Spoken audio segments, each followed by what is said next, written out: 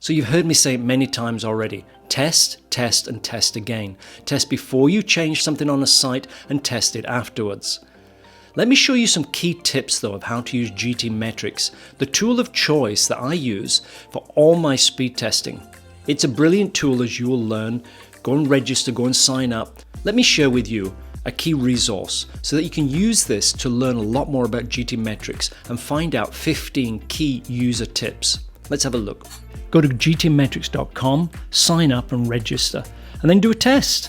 Simply put in your URL, click on the settings here, click on Analyze, and away you go. Now, you must keep an eye on page speed insights as well. It's the Google tool.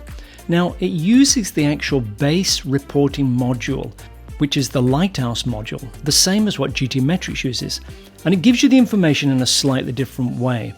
You must keep an eye on page speed insights. Don't ignore it, but it's not a very good testing tool as you make changes on your site to see the fine granular changes, the effects that they have. It's not easy to see.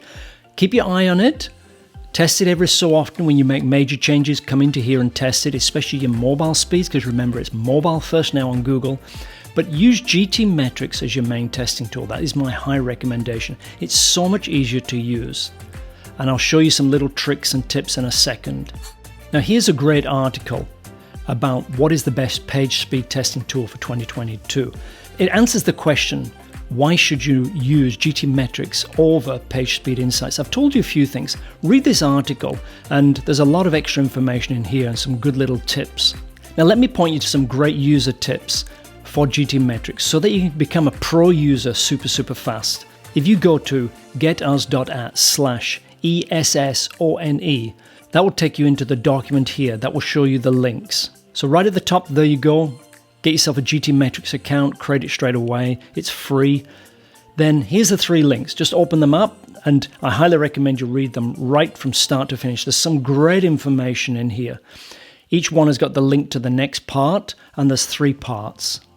In total, there's 15 different tips here to help you becoming a pro user. So have a read. So there you go.